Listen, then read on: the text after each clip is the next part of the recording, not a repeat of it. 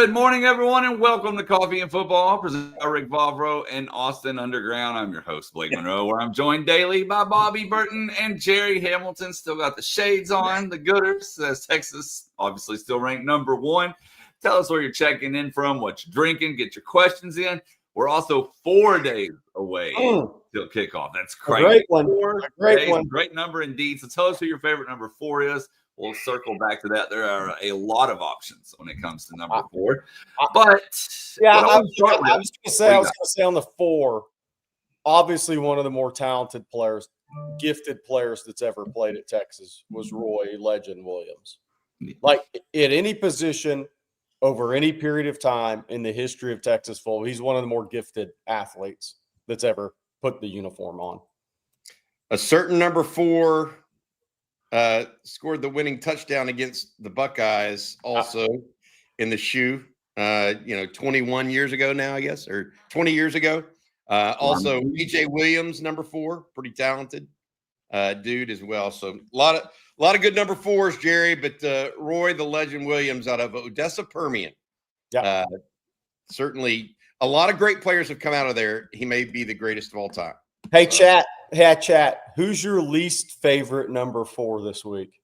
The stump question to start the day. Who should that be? Least favorite number 4?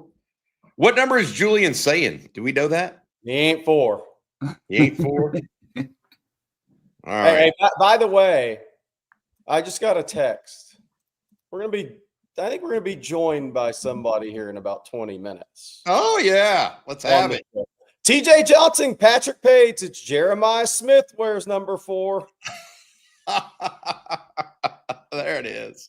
I'm not up to date, Jerry, with the Ohio State roster quite like I should be. Current number 4s on the Texas roster guy is who? There's 2 of them, and they're both pretty darn good players. CJ Baxter on offense, and Lonnie McDonald has moved to number 4 on defense. Yeah, so there you go. And we're going to get to the player comments later. I think Arch had one of the best compliments for running back I've ever heard, which we'll get to a little bit later. Hey, and it's nice. Yeah, actually, I was going to go to, obviously, Texas had a presser yesterday, met with the media, and I want to start with player comments, specifically Arch Manning.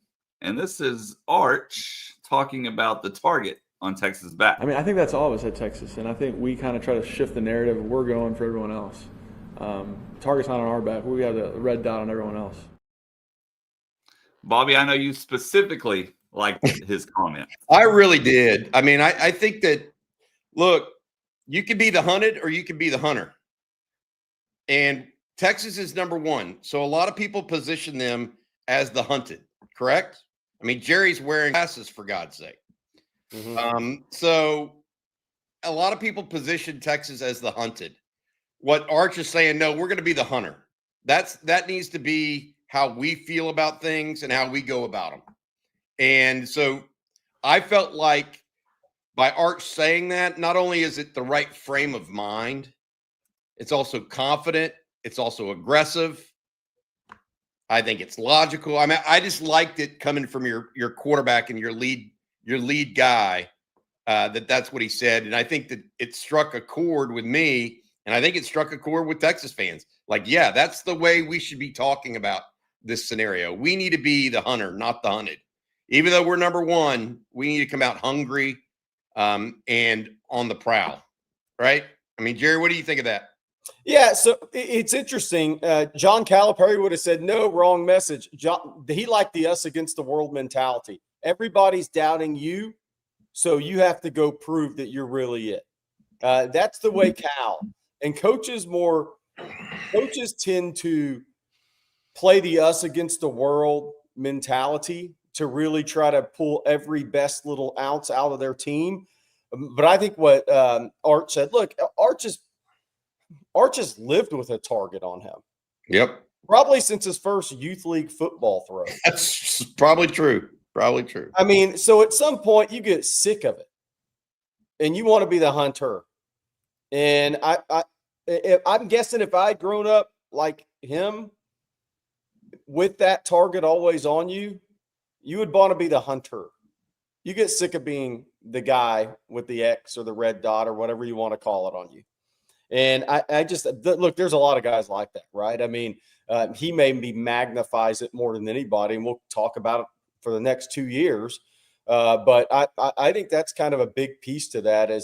But he also understands leadership. He understands that, and I don't think we have the clip, so I'm going to mention what he said about CJ Baxter in a second. But look, I think that's leadership too. It's like, hey, look, man. Let's go hunt down Ohio State. Yes, it can be an us against the world mentality type of thing with our team at times, but let's go hunt down the team that just beat us. How about that? What he said yesterday about CJ Baxter was probably the best compliment a running back can get in a way. I don't know if y'all heard what Art said. Art said he thinks like a quarterback on the field. He knows the offense like a quarterback. Man, if you're a running back, that is the ultimate trust from a quarterback to you as a running back.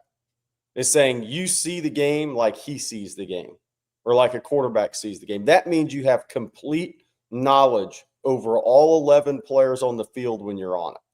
That is a massive statement to make about a running back. So congrats to CJ Baxter. Quite the compliment. Everybody knows guys can run and can catch and can do all this, but when a quarterback says something like that about a running back, man, that just tells you you have a real football IQ about you. I agree with that. Hey, I want to add this. We were talking about number 4s, right? And while at number 4, 2 great receivers at Texas, Limas Swede and Roy Williams, we mentioned. How about number 4s at DB that I'm just mentioning? I mentioned AJ Williams at the start, right? And first or second round pick, I can't remember, but terrific player at Texas. His dad is still heavily involved in youth league football in the Round Rock area. Just a great guy, great family. Andrew Makuba, number 4 last year. Deshaun Elliott, still in the league. And then obviously Kenny Vaccaro. That's a pretty, while number 7 is the defining number of DBU, number 4 ain't very far apart. Yeah. That's what I would say to you, especially in the last 10, 15 years. And one that no one's mentioned, Phil Dawson. Oh, wow. I know not defense, but I haven't seen his name mentioned in the chat. So he won a football game for Texas against Virginia that still is one of the most improbable kicks I've ever seen. I was going to say one of the most impressive college kicks I've ever seen. That was into what was it, 17 to 20 mile an hour wind to win the game from what was it? Was it 50 or 49? Like 52 or something. 52 into a 17, 20 mile an hour wind. Somebody, they may have been there that day. They may say it was 25 at the gust at the time. But that was a unbelievable kick with everything on the line in the college football game. A guy that worked for me, 10 years later while I was over Rivals editorial. He was a UVA grad and was a student for the Virginia newspaper during that game. And he said that the coach after the game, George Welsh, I think is his name, literally said, I laughed when they went to put him out there to kick because there is no way this guy is getting, because the wind was so stiff. The coach, who's I think a Hall of Fame coach, literally laughed when Texas tried to put the kicker out there, and then he went home with his head down. Hats off to Phil Dawson. Long-term NFL career. I think is he at the Regent School? He's coaching in the Austin area, or he has been. I can't remember, but we should have him on someday soon, Jerry. Good guy. Yes. Yeah. Well, we're going to get to Sark's comments yesterday in just a moment. But first, Bobby, I'm going to let you tell everyone about our sponsor today, Austin Underground. Yeah, absolutely. Austin Underground since 2004 has specialized in difficult underground commercial installations. The team's engineering background gives Austin Underground the ability to perform work other firms often consider too risky. Rick Vavro, our friend, and his team offer an end-to-end client experience, including seamless communication, budgeting, staffing, and top-notch trade partners. And most importantly, they produce solid quality work each and every time. That's Austin Underground. They also have a sibling company called Texas Road that does heavy road projects. If you need road work for subdivisions or large acreage, make sure you give them a call at Texas Road. Thank you, Rick, and his team of Longhorn engineers. By the way, he's at Midland Christian. Oh, wow, he moved. Per Carl Padilla, he just texted me telling me that Wow. Midland Christian is where Phil Dawson's at now. So he's trying to, that means, in my opinion, he's trying to move up the ranks in the high school coaching stuff. Yeah. Because going from Hyde Park, that's a good thing. That's interesting. Good luck to Phil and his efforts. All right. Well, next, like I said, we're going to talk about Sark and his comments. We get asked a lot about red zone improvements and, what we expect when it comes to that. Well, Sark actually had something to say about that yesterday. So I'm going to play y'all that clip next. You guys want a really cool stat?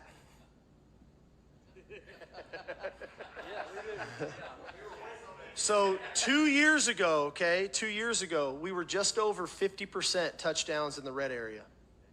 Last year, we were 64% touchdowns in the red area. So we did make some improvements. We just need to continue to improve.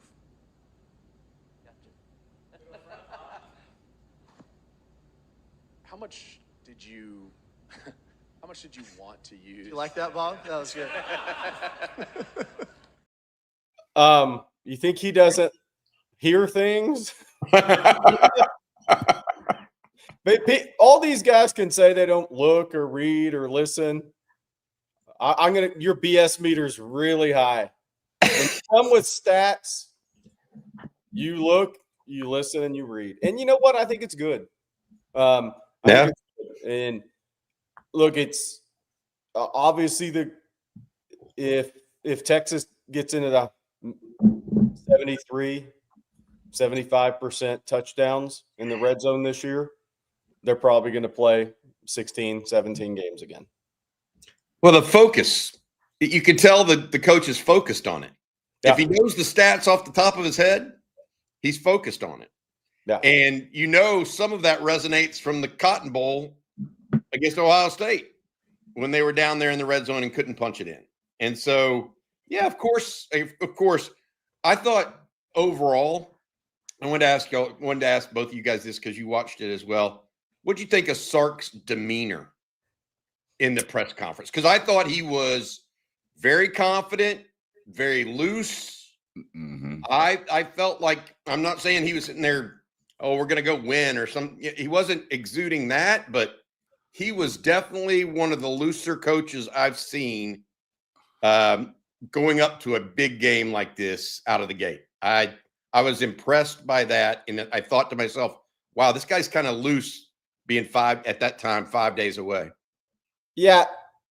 I think it's the most confident he's been at Texas preseason. Interesting. From the comments I've heard. But I mean, I hate to be a simpleton here, but because in many ways I am. But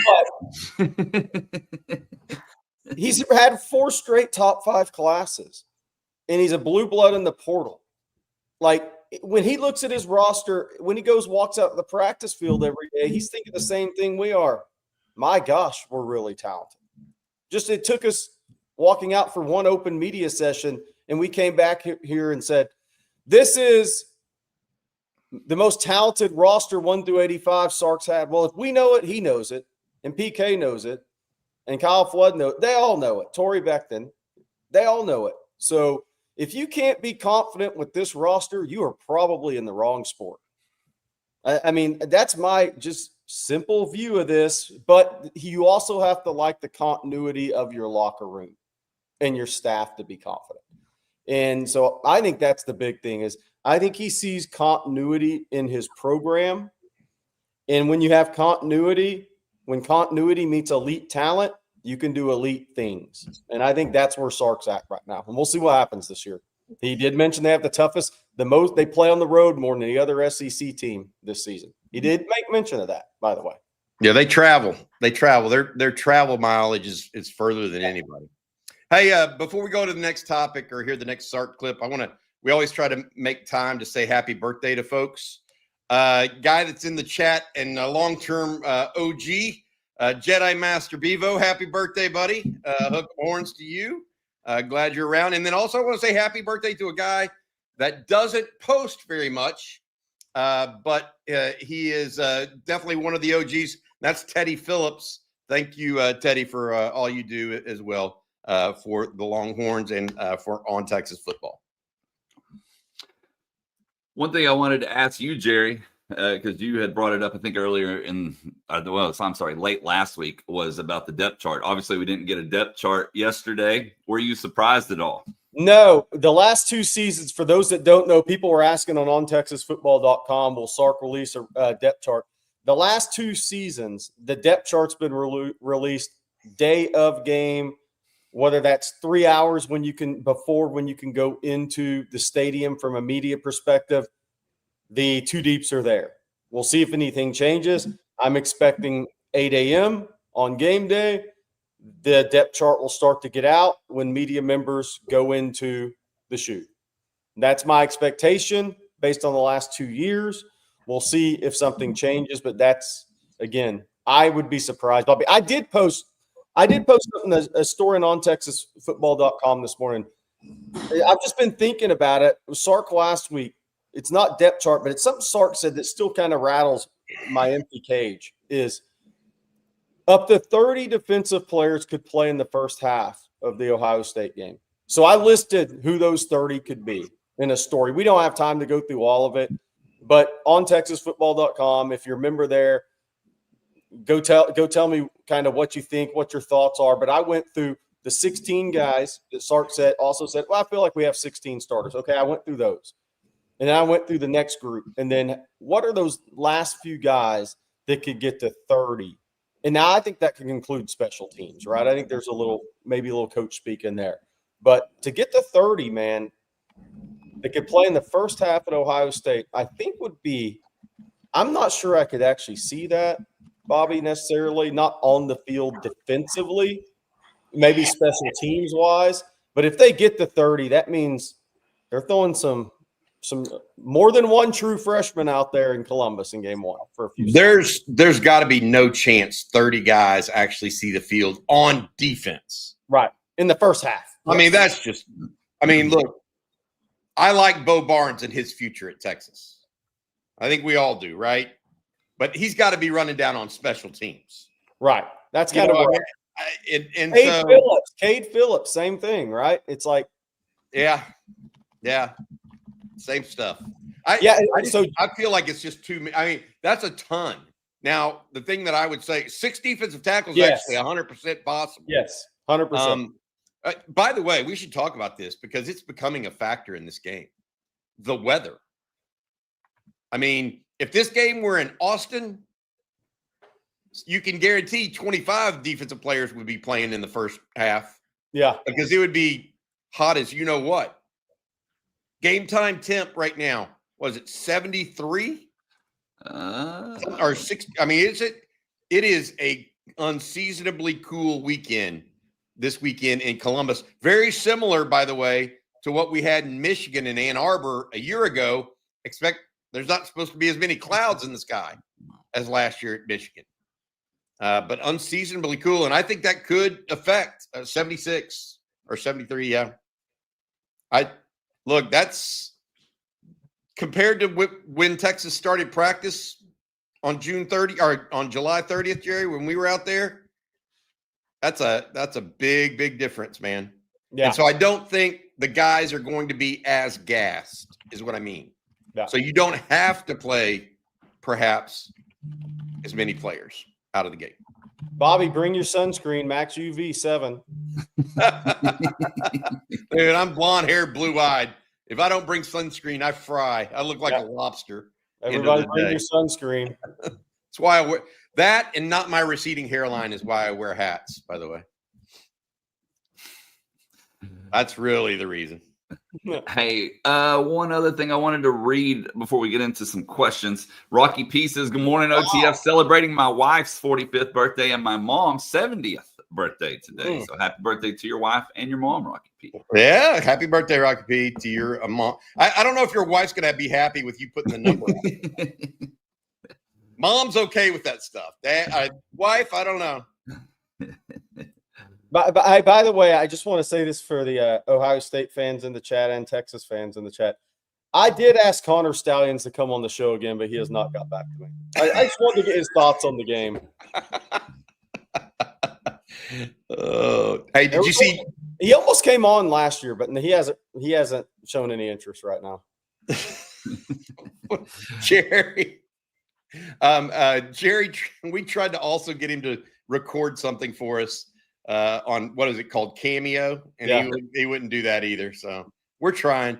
Dave Portnoy, the famous owner of Barstool Sports, apparently is allowed to do the pregame for Fox Sports, but according to officials at Ohio State, is not going to be let into the actual stadium itself for the game. How's that possible? I don't know. He's going to have to wear a Connor Stallion suit, I guess. Maybe he dresses up as somebody else. So you're telling me if he walked in with Cooper Manning and family, they would turn him away at the gate? That's what they're saying. That's what they're saying. Wow. Of course, I will say this. He is a diehard Michigan fan. Oh, yeah. And, for sure. And so I'm sure he said something along the way derogatory towards Ohio State in a way that would elicit, that sort of reaction and it being justified, by the way. I'm not one of those guys that says that. Yeah, there you go. That's accurate. But look, with in Columbus, I do want to mention people have asked about happy hour and where we're going to have it. It's going to be at a place called Gresso's in German Village. But I got to get an RSVP list. I put a list out on TexasFootball.com. Please RSVP there because I got to give them an appropriate number if you can, and just tell me how many people are going to be in your party. Also, by the way, we will have you can also email me directly at ontexasfootball@gmail.com. I think it's going to be happy hour 4 to 6, 4 to 7, something like that, Eastern, by the way. So please drop by if you would. Hey, and Tanner Grip, thank you for the super chat, by the way. Hopefully that answers your question. Thanks, I'm going to Tanner. answer this one real quick. I did see John Mills starting left guard for University of Washington. We had him on the show when he was committed to Texas. You won't find a bigger fan of John Mills than me. He'll play in the NFL one day. He just decided to stay close to home where all his family went to school. John Mills will play in the NFL if he stays healthy. No doubt in my mind. Also, Oklahoma released its list yesterday, Jerry, of two deep. Michael Fasusi is the starter, I believe, at left tackle for the Sooners. Is it left tackle or right tackle? Left. Okay. So he's a true freshman starter. For that NIL deal, he's got to be. No. It's hard to make that. I mean, Miami's going to face this with the kid from Missouri next year. When you put that type of tag on an offensive tackle, whether he's ready or not, here you go. Yep. And by the way, Fasusi's really talented. Like, between him and Felix Ojo, no comparison. Michael Fasusi, much better player on Friday nights and prospect. He really took a massive step his senior year. That was a good, strong NIL decision by Oklahoma. Super chat from Sugarcane Daddy says Texas should have Portnoy as the special locker room guest. I'm going to pass on that. I mean, there are some things he does that are fun, but I think he's also a little out there at times. I would pass on that. Then you're talking about Oklahoma's depth chart. UT Tyler guy says A&M, maroon-headed stepchild with 19 oars on their depth chart. 8-4 or 8-5. Or 4-8. 8-4 or 8-5 has been their oar for the last how many years? Look, they lost their 5-star receiver for the season yesterday. I don't know if anybody saw that. The freshman that was announced, he's out for the year. The kid from Utah who's really talented. So that was that's a. I'm not saying game 1-2 game at Notre Dame September 13th. That may be a big loss for them as the season moves along. Yeah. Yeah. Oklahoma has the worst opening day depth chart I've seen from them in 20 years. I don't know, man. I don't know. Last year wasn't real good. I mean, they're definitely better at quarterback this year. They're better at receiver this year because they're healthy.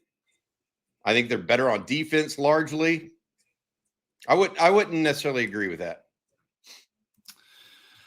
More super chats this morning. And let's see here. Clifton Hines, thank you, Clifton, says, could Arch's toughness positively infect the offense? I think it positively infects the offense as long as he protects himself while being tough, if that makes sense. I think what you're talking about, his toughness, I do think that ability in the pocket, that athleticism, I do think so, yes. But I also think he has to protect himself. And he's a smart guy. But when you get in the game, when you get in the moment, when you're in that moment, do you make that decision to get out of bounds versus going for the extra 2 yards and taking the hit? That toughness has a price, and there's a fine line there. He has to be tough in the way I think you're talking about. But then in the game, if Caleb Downs is bearing down on him, you got to know when to hold him. Yep. Slide or get out of bounds, Arch. Yeah. Hey, this physicality / toughness, Jerry, you and I did a video on this yesterday because we do think it's something that Sark is preaching hard. Oh, yeah. Hard this offseason. As a reminder, Jerry and I were told both individually or independently that this has been the most physical fall camp under Steve Sarkisian. Yeah. More so than even last year when we saw CJ Baxter go down early because of some physical play and lose the season. But this is what Sark had to say actually yesterday, Blake. Blake has that ready for us. Connor Stroh, I thought he's had a really nice training camp. Connor Robertson is another guy who's had a really good training camp. I think Jaden Chapman has really come on the last 2.5 weeks. So those 3 guys on top of those other 5, I feel very comfortable with. Yeah. So look, we talked about this in a video yesterday, and I think it's it's pretty easy to talk about the reason why. So Coach Irwin hit on this with Lunch with the Coach. When Texas walked off the field after the loss to Ohio State last year, and that staff had a meeting, whether that was where they were just chatting after the game, whatnot, they probably said they lost a physicality battle in that game. And now they're going up to play the same team in their house. So you have to play your most physical game of the season right out of the gate because Ohio State's going to be super physical with you. And we're about to talk a lot about that. But I don't think it's a coincidence that we've heard it's the most physical fall camp Texas had under Sark because they need to go to Columbus and match or be the most physical team on the field. If they don't, they're probably going to lose. With that, it's time for a legend. No, we got to do so. We got to do an ad read first. Before we go to our legend, I need to tell folks, if you don't mind, about our friends over at Mint Mobile. You know what doesn't belong in your epic summer plans? Getting burned by your old wireless bill. While you're planning beach trips, barbecues, and 3-day weekends for Texas football games, your wireless bill should be the last thing holding you back. That's why you can make the switch to Mint Mobile. It's the wireless plan I sent my son off to college with. With Mint, you can get the coverage and speed you're used to, but for way less money. And for a limited time, Mint Mobile is offering 3 months of unlimited premium wireless service for just $15 a month. So while your friends are sweating over data overages, and surprise charges, you'll be chilling literally and financially. This year, skip breaking a sweat and breaking the bank. Get this new customer offer and your 3-month unlimited wireless plan for just $15 a month at mintmobile.com/ontexas. That's mintmobile.com/ontexas.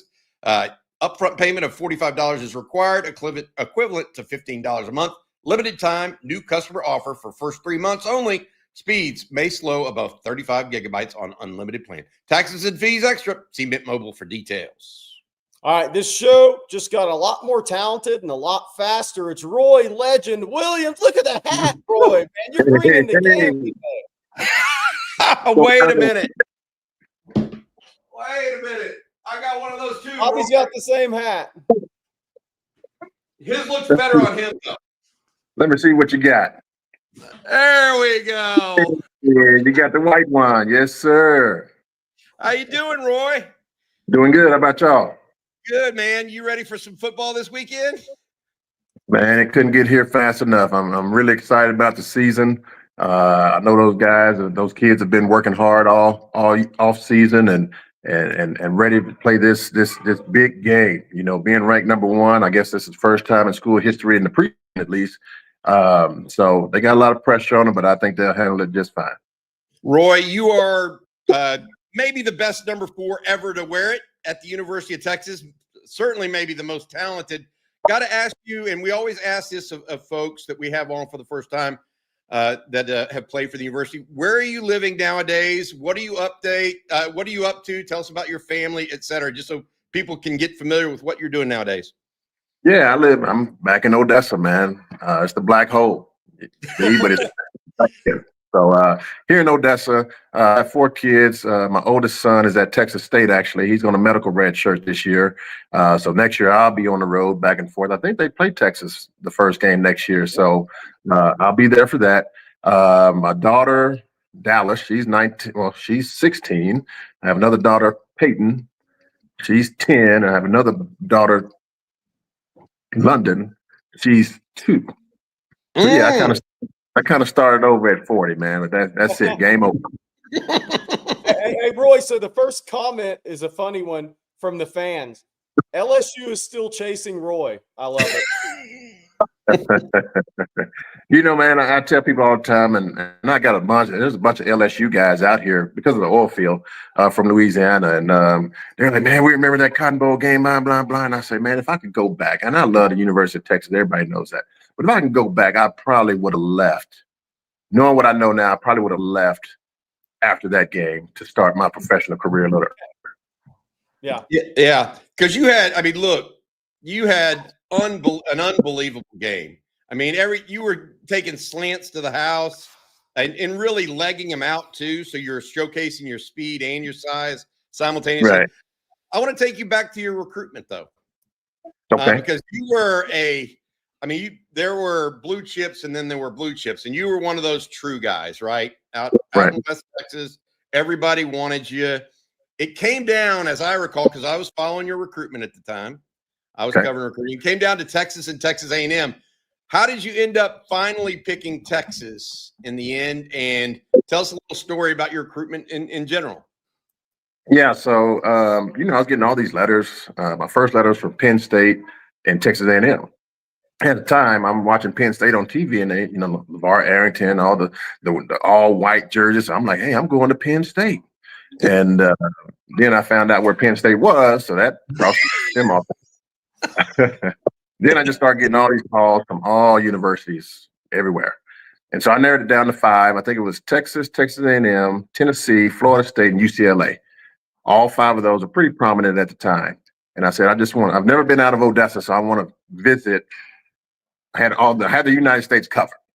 I went to A&M first, and that was my only trip that I ever took, because that was game over. I didn't want no more parts of what I saw, what I experienced. No, thank you. So that visit made me not want to go to Texas A&M. Wow. And I had already been going to Texas with the state track meet. So I've already gotten close with the facilities and seeing the guys and blah, blah. So it wasn't really like a real visit, but I got to see it every year. And so that's how I made it, So when Mike Leach came in late with Texas Tech, once he got that head coaching job, and that didn't work out either. So Texas, I think I made the right decision. I talked to my brother, who's a Texas Tech legend. I actually asked him if he had to do his recruiting over, would he go to Texas Tech? And he said, absolutely. So I think if I had to do it over again, I would still choose the University of Texas. Hey, Roy, we're going to take a few questions from the chat. Well over 1,000 people in here. Tetapari 1, what does lifetime Longhorn Roy Williams think about the current wide receivers on the Texas roster? So I'll ask you more specifically, Ryan Wingo, DeAndre Moore, the two guys that returning starters, what you saw from those guys last year, because Ryan Wingo, similar to you, has a ton of upside talent. Yeah. Wingo has his ceiling is very high, right? I think last year against Ohio State, I think he had a little screen that, his older years, he would have broke that and took it all the way, but yet he got tripped up. So I'm excited to see that young man develop and grow into a first round pick, into one of probably the best offensive threat that we would have on the football team. But I think his ceiling is sky high. I just think that those guys are young, but learning and got to learn on the fly, because we ain't got time to sit here and watch you do what you need to do. I need you to get there now. And I'm sure coach is saying the same thing. And just be yourself. Don't try to be somebody that you're not. Just be yourself. And as that happens, you'll become a better player. The next thing I have for you is, you look, Chris Sims you lived in that while you were a great player at Texas. You were part of that Chris Sims fish bowl at Texas with the unrealistic expectations, the name and everything. It's not even going to compare to Arch Manning because of the 24-hour news cycle and social media today. When you think back on that with Arch Manning now, kind of what are you seeing from how do you handle that as a quarterback? Because it's going to be like nothing we have seen before. Yeah, I think if there's anybody on this earth that can handle this, it's Arch, right? Sure, my last name is Manning. Everybody knows my uncles and grandpa and all that good stuff, but who knows me, right? And I think that would be his mindset is I got to make a name for myself. Yes, I got a jump start on this thing, but now I'm here at the University of Texas, one of the biggest colleges in the world. Now it's time for me to make my stamp to make me a Manning. So I think he can handle it. He's been handling it very well. I just want to see when adversity hits, right? The season's not going to go, love to be undefeated, but, you're going to might have some bumps in the road. I just want to see when adversity hits, when he throws that second interception and the game is tied in the fourth quarter, what happens? Who is this guy? That's what I want to see. Hey, Roy, we were talking about something earlier this morning, and I want you to listen to this clip. It's about how Arch is changing the narrative around being #1 ranked team in the country and how he wants to see it. Blake, would you play that for us, please, again? Yep. Here we go. I mean, I think that's all of us at Texas, and I think we kind of try to shift the narrative. We're going for everyone else. Target's not on our back. We have the red dot on everyone else. Isn't that what you want your quarterback to say? Is that the red dots on everyone? I mean, that's the idea, right? Oh, everything sounds fine and dandy. I just want to see you say down, said Hut, and what can you do with that? That's what I want to see, right? And we all can say the right things, right? But what can you do on that football field? And I think that's what everybody's going to judge him by and judge the team by. I love it. Roy, what was the most impressive Roy Williams catch at Texas? Ooh. You know what? Hey, you know what? One of some people say, one-handed catch in a spring game. One-handed catch in the spring game. Was it a fall practice before the season, Bobby? Dude, here's the deal with Roy Williams, and he won't tell you because he's too humble, obviously. But he had a lot of most impressive. I know. Is there one? Is there one though? He had a few. I think Roy, it might be your very first one as a Longhorn. Oh, the tip deal. Yeah, you yourself, I was like, oh boy. Yeah, but I would think it was probably at Colorado. I think Major threw a fade to me in the end zone, and he kind of threw it to the defensive back, and I had to literally tip it from his hands to myself. And caught that. I think that was probably that one sticks out for me a little bit. Oh, that's good, man. That's good. We'll go check that out. Roy, we appreciate you, man, so much. Good luck to what you're doing. Good luck to your kiddos as well. And thanks for being such a good Longhorn. Love the hat, man. Bringing it, man. Yes, sir. Yes, sir. Appreciate it, man. Y'all have a good day. All right, everybody. Take care of yourself. The number 4. The I best. mentioned all the DBs. Some good wide receivers, not only Roy and Limas, but Jordan Whittington hits that as well. So number 4, impressive group on both sides of the ball for the Longhorns. I mean, look, when you're 6'2" and a half, I guess this is NFL combine measurement, 6'2" and a half, 210, and run 10.3 and long jump 25 feet. I mean, you're one of the elite athletes that's ever walked on the 40 acres that wore a football uniform. I mean, those are college track numbers in a 6'2", 6'2" and a half, 210-pound frame. That is an elite athlete that had great hands. And by the way, could throw it about 70 yards in the air too.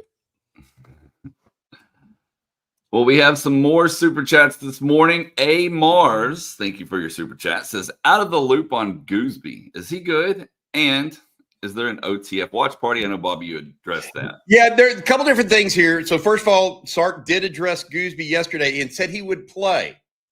Now the question is, how much? And will he start? And so we'll see exactly what happens. We said last Friday we expect him to play.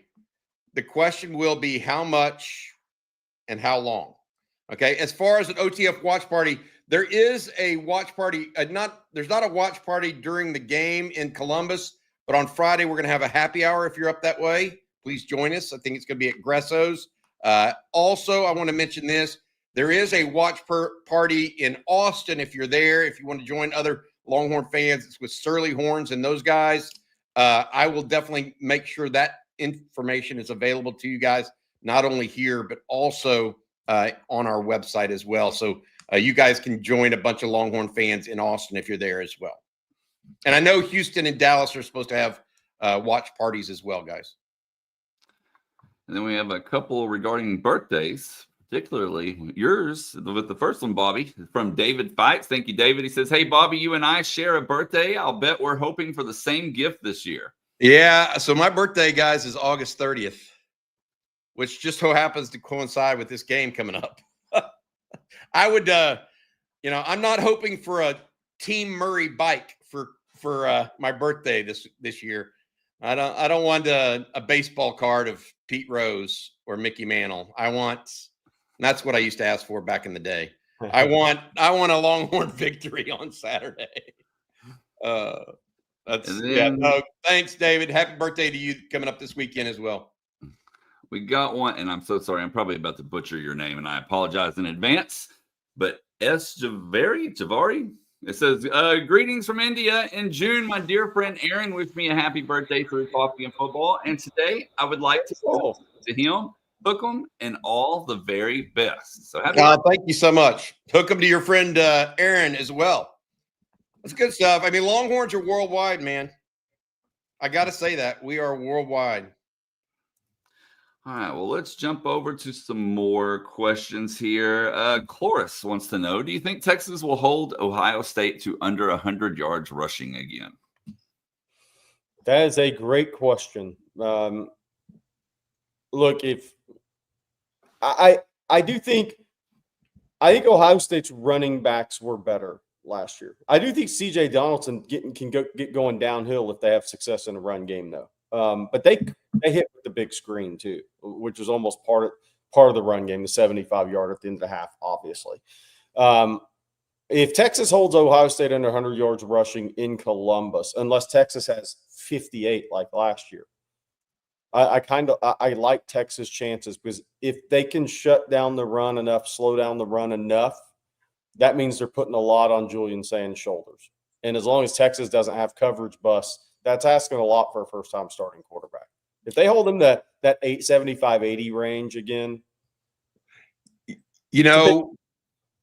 Here's the issue, though. They went 15 for 75, so they were averaging 5 yards a pop.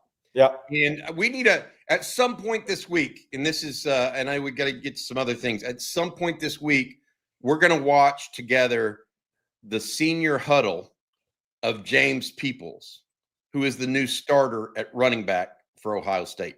He's the San Antonio product. I think people need to get a feel for what he can do on a football field because he'll be taking over for Travion Henderson and Keyshawn Judkins. Blake, what do you got next, buddy?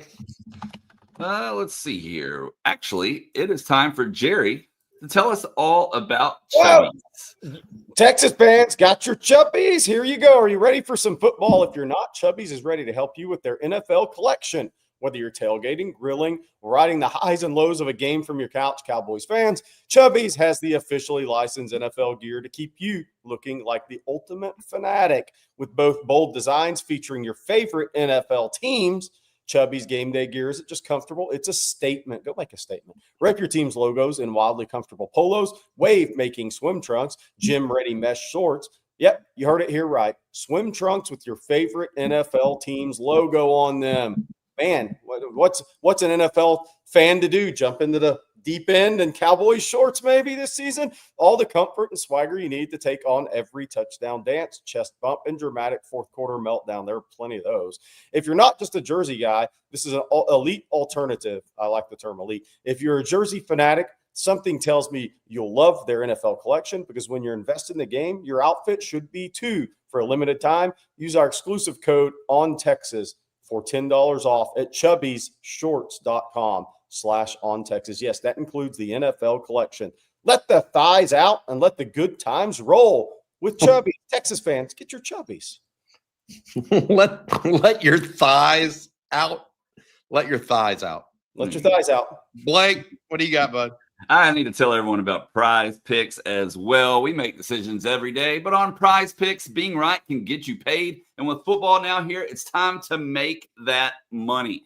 Prize Picks is simple to play. You just pick more or less on 2 to 6 player stat projections. If you get your picks right, you can cash in, win up to 2,000 times your money. And it's the best way to get in on sports action in more than 40 states, including California, Florida, Georgia, right here in Texas as well. And Prize Picks obviously has the NFL, but they have college football too. And with it being opening weekend for the Longhorns, you know I'm all over that. I'm taking Trey Moore to score a touchdown, DeAndre Moore to have more than 19.5 receiving yards, and Julian Sayin to throw an interception. So come join me on that action. Make your picks in less than 60 seconds. Turn your sports opinions into real money all season long on Prize Picks. Join millions of users and sign up today. Download the Prize Picks app. Use code ONTEXAS. They're going to give you $50 in lineups after you play your first $5 lineup. That's code ONTEXAS to get $50 in lineups after you play your first $5 lineup. And that's Prize Picks. Run your game. You got to take DeAndre Moore at over 19.5. Oh, yeah, that's a no-brainer. That's not a big payer, though. That's the little green guy. Blake went through that. That's not a big payer. Yeah. That's like if it's a green goblin, then it's like an easier one, which obviously they have Julian Sayin more than 0.5 interception. So they have him pretty much throwing an interception. The red goblin there, Bobby, is the tougher one. So they think it's going to be tougher for Wisner to score a touchdown. It was last year on the goal line. Yeah. All right. By the way, if you're going to make your bets and for the Prize Picks, it's the same code. Get your Chubbies too. Same code. Oh man, we have let your thighs out. Let your thighs out. Terrence Jones wants to know, Bobby, Jerry, y'all going to Ohio State for the game? Absolutely, I'll be there. I'm going up Thursday, actually, because we got some stuff to do. I'm gonna try to do the Friday show from Ohio Stadium. The Friday morning show, guys. That's what I'm going to try to do. I don't know if I can get Wi-Fi, et cetera, but I love doing stuff like that. We love being on site. Jerry will not be at the game. He's got high school duty this weekend, going to see some high school games, but we'll definitely be there. CJ will be there. He gets in Friday afternoon as well. And we'll have live reports all weekend long. Well, let's jump over to some more questions this morning. And Horn in Kansas City wants to know, who do y'all think leads the team in rushing yards this year? I got Trey Wisner. I do too. Even with Baxter seemingly back, I think Baxter's going to be limited a little bit longer, Jerry. And look, Wisner had rushed for 1,000 yards last year. I think that people Is there another running back that has rushed for 1,000 yards in school history that has been more overshadowed than Trey Wisner? I mean, seriously. No. Look, I think it could be similar, by the way. Like last year, Jaden Blue, different players, but Jaden Blue had 730 rushing yards. Wisner had 1,064. I could see something similar this year, as long as Baxter doesn't have any setbacks, and as long as, he can start maximizing some runs outside the tackles as the season moves along. But no, I don't think so. I think Trey Wisner, look, when the starter's coming back off an injury, right, and he was a freshman starter and as a kind of a leader, one of the leaders on the team, it's going to be easy to get overshadowed when you shouldn't be. But Trey Wisner is the returning leading rusher in the SEC in terms of yards. But he's overshadowed. Overshadowed. Yeah. I don't think he's going to be a leading rusher in the SEC this year. I want to put that out there. I think he's a leading returning rusher in terms of yards.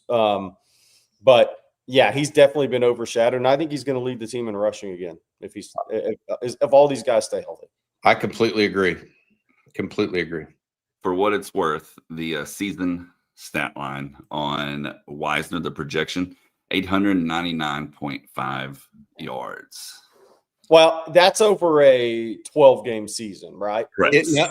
It has to end at the end of the year? Regular. I believe that is regular season. Yeah. That would be more than he had last year at the regular season. So I could be wrong on that, but I'm pretty positive it's regular. I think it would be more than he had last year at the end of regular season. Let me go to the game log here. He had 110 against Clemson, and then he had 91 combined in the other two playoffs games. So it is more. He had 201 yards in the 3 playoff games. Well, he had 51 in the SEC championship game, so 260. So he was more in the 740 range starting the postseason. It's about – he also didn't start until the 6th game of the season. Right. And he had 344 yards in the last 2 SEC games. Yeah. Good play. Underrated player. That's all I'll say. Underrated. Brett, best of luck with your pick there. Well, I hope he gets over 1,000. Because I do think that even though it's so promising what we're seeing for Cedric Baxter, Trey Wisner between the 20s was extraordinarily effective for Texas. Texas rode him against A&M. He was the difference in that game in some ways. That and the defense. And the offensive line, for that matter. Offensive line played a great game against A&M. Ken Ward with the super chat. Thank you, Ken. He says, I was feeling very confident about this game until I saw Bobby's conversation with Tim May. What are each of you guys most concerned about going into the game? Hook 'em. Dude, Tim May's conversation would have scared anybody. He asked him who Texas need to be worried about, and he mentioned 24 players. In all seriousness, I think the biggest thing I'm concerned with is Texas's. And I know this is going to sound weird, but I'm concerned about Texas's defense kind of corralling the Ohio State offense. I think Texas's defense can be really, really good, but as long as Texas's defense can do a lot of what they did against Ohio State last year, I think the Texas offense will score enough points. So I just don't – look, Oregon had a good defense last year. And Ohio State went out there and unleashed all kinds of fury, right, in that playoff game. As long as Texas can corral that defense, I think Texas has a fundamental shot, a really good shot of having an older quarterback who understands the system. I like what Texas has if they can just manage to stay in the game against the Ohio State offense and not give up big plays. Because Jeremiah Smith is a big play waiting to happen. And so are some of their other receivers. Yeah, that's what I say, yeah. It's not just him. Miles Grand, the freshman. He's like 5. He's like, somebody told me he's 5th receiver on their group. That's perfect place for him to be. He comes in. Yep. They hit him a couple of times, and it's big plays. Yeah, 2 to 3 plays. Yeah. Yeah, kind of like Silas Bolden a year ago for Texas. All right, another super chat this morning. This one from Kyle. Thank you, Kyle. He says there's a dispute between YouTube TV and Fox right now that affects watching the game. Something to keep an eye on. We'll know by tomorrow. Seems like that happens every year between a major provider and a network company. Yeah, that'll be big though, because so many people use YouTube TV nowadays, and have given up their other conduits to watching games. If that happens, there's going to be workarounds, whether it's different VPNs, etc. So I'd keep your eye out on that, Kyle, and those that are challenged by it. Let's see here. Let's take this question from Brendan. He says, do we think without injury, will there be any rotating with the offensive line? Also, what's the expectation for wide receiver rotation? I think if there's rotation with the offensive line, it's going to be because somebody is not performing. Or not 100%. Or yeah. Look, you don't regularly rotate those guys that much. And a lot also depends on the flow of the game. But look, if the starting five are performing at a high level, why are you going to disrupt it? That's the whole thing. If guys aren't, if there's an injury, obviously, if a Trevor Gusby, if he's limited because he's lining up against somebody that'll play in the NFL.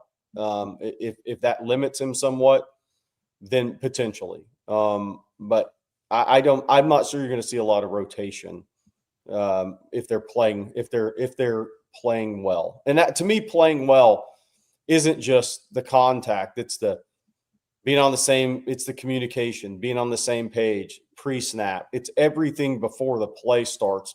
That is where, if there's any struggles, that the coaches are going to be like, well, we gotta make a change here. If there's struggles before the play starts, that causes a lot of issues up front. And with the crowd noise, even though it's an 11 a.m. game, there likely will be false starts, guys. Yeah. I'm just here to tell you, you're going to get aggravated by them, but it's going to happen.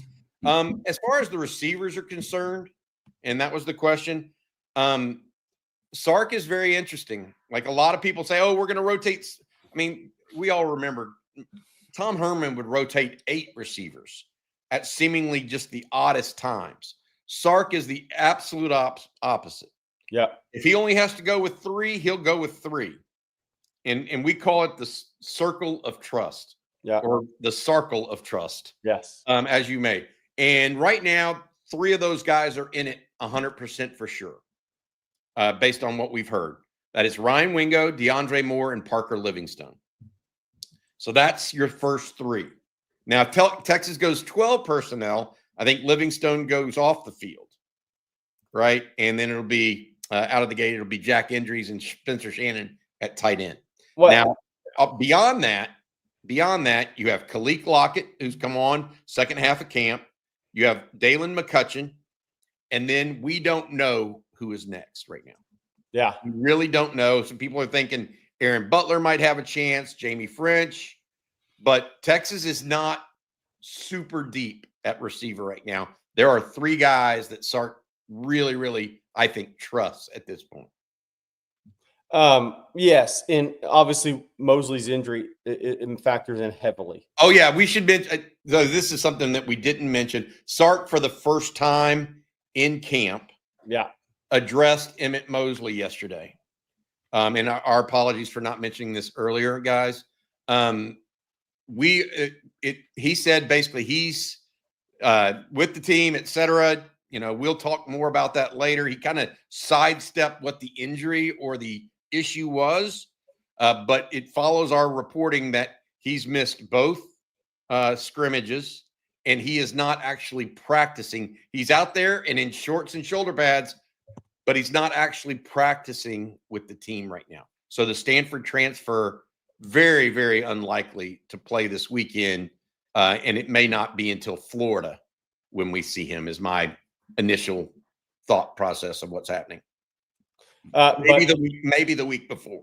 Yeah, he gave him a great compliment. He kind of used Matthews Golden's name with him, which is they're very, very, very high. I was going to bring that quote back up you had earlier there.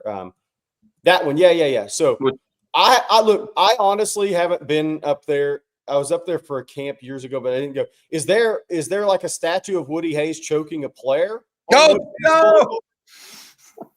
Jerry, so many Ohio State fans are being so cordial in the chat. I mean, between Bob Knight, your graduate coach that chokes players, and Woody Hayes, man, golly, man, y'all are aggressive up there. Woody Hayes is they were Pretty aggressive.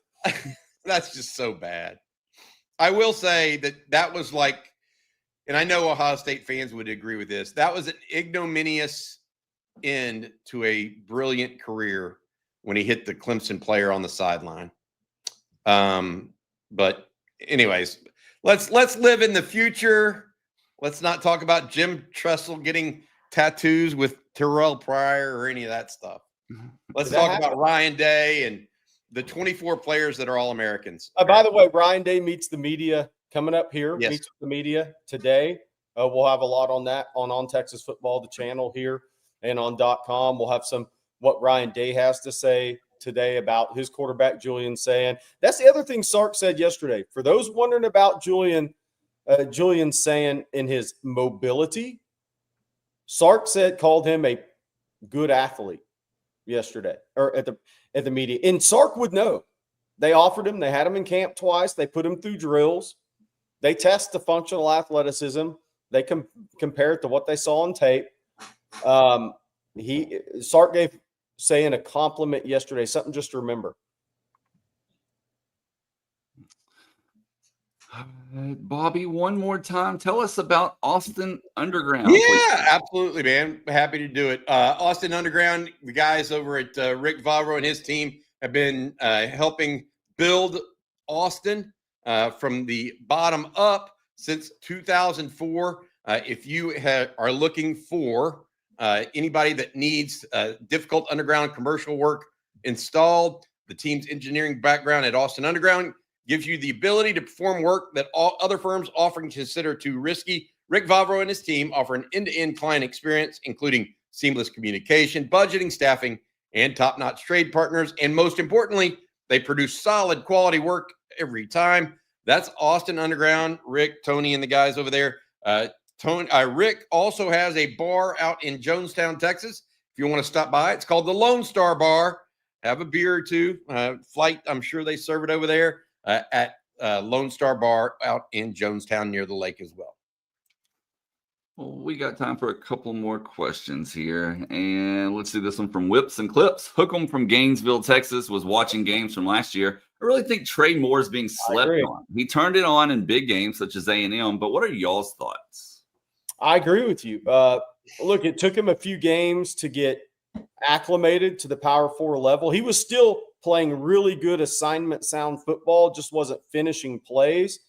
But he really came on the last part of the year. And I think Trey Moore is going to have a big year for Texas. And similar to Trey Wisner, man, there's been a lot of guys talked about on the Texas defense, and Trey Moore probably isn't being talked about enough. Trey Moore's, I think he's going to have a big year for the Longhorns. I don't have any doubts about that. I think he's a super smart player. I think he's an assignment sound football player. And I think as he got comfortable at the Power 4 level, he started making more of the game-changing plays. But there's some similarities with him and Trey Wisner there. There's a leadership component to Trey Moore. There's a maturity component there. Trey Moore's going to have a really good season, and we don't talk about him enough. I would agree with that. Second half of the season, he came on. I mean, he played better against better competition, didn't he? As the competition got raised last year after his first 6 games, started finishing. Yep. His first, I don't think he had a sack his first 6 games. Yep. Brad Spence could be a flying on the radar. I want to go back to something you mentioned though, Jerry, and you kind of brushed over it. Sark talked about Julian Sayin's athleticism a little bit and his ability to move in the pocket. That's something that Sark had identified in the recruiting process that he liked about Sayin. Yeah. Let's keep that under your hat and think about it a little bit. as Texas tries to defend the Ohio State offense. Because if he moves in the pocket and moves well and smartly, it mitigate what we think, to some degree, what we think is the strength of this team or in this defense, and that's the pass rush. And anything you can do to mitigate the strength of another team could help you. So let's see if in his first start, Sayin moves in the pocket really well. Because if he's got that kind of athletic, if he's got Sam Leavitt, and I don't think he has that kind of athleticism, but the Arizona State quarterback moved in the pocket really well and kind of negated, to some degree, Texas's pass rush. If he can do that, be interesting. All right, guys. Well, that's going to do it for today's episode of Coffee and Football, presented by Rick Vavro and Austin Underground. I want to thank them, along with Chubbies, Prize Picks, and Mint Mobile, of course, for sponsoring today's show. Thank you all for tuning in as well. Bobby, what can folks tune into later today? Well, you mentioned Jerry mentioned Ryan Day's press conference coming up. We're going to have a feed of that as well for you guys if you want to check in on that and hear what the other side has to say. We also have a recruiting breakdown coming out this afternoon, as well as the live stream tonight, debuting her first episode on Texas football. Amanda Atwell, former Longhorn grad, who has been in the media business now across the state of Texas, was a sports director at both an Amarillo station as well as the station down in Harlingen. Also want to tell you guys again, please look up and get with us online at ontexasfootball.com. And if you come over there, and it's not just the subscription promo here, Blake, I appreciate that. Please consider a subscription. But we have a list ongoing right now. If you want to meet us up at the place up in Columbus for happy hour, please just let me know so I can get an RSV number set with those guys at Gresso's in Columbus. And then last but not least, we do have gear to get you ready for the season. Shop.ontexasfootball.com. The hat that I'm wearing right now is one of my favorites. I also like the trucker hat. Jerry's got that solid gray that he always enjoys. We also have the mugs now with coffee and football on the bottom logos. So give us a chance if you're interested in carrying any of the gear going forward. But we are now officially 4 days away, and very happy that Texas great Roy Williams joined us this morning. Glad to hear he's out. He's out in Odessa, man. Yeah, it's a trucking company doing really well. I didn't know. So he has a trucking company. Yeah, he has a trucking company doing really well out there. He didn't even mention that. Yeah, his son was actually played at Midland Legacy High School. Texas State signed him. He's, as he mentioned, he is doing a medical redshirt this year. Got banged up pretty good. 6'4", 245-pound tight end. We'll watch for him in the future. But a pretty talented kid that was going to be a late developer physically. And by the way, I mean, on Texas football hat, the Gooders, Chubbies shorts. What better way to watch football than that? Duck camp and 40 acres collection. Got to have it all. Get your Chubbies. You got a whole outfit. I'm just kidding, man. Y'all be good. Blake, thanks again for hosting, dude. Yeah, and everyone, hope you all have a phenomenal day. Of course, we'll be back tomorrow morning. Whoa. What? Tedapari wins. The thighs of Texas are upon you with Chubbies. Yes. Tedapari, I'm stealing that for the read the rest of the week. The thighs of Texas are upon you. Hope you all have a phenomenal day today. We will see you tomorrow morning. So for Bobby Burton and Jerry Hamilton, I'm Blake Monroe. And, of course, we'll see you then.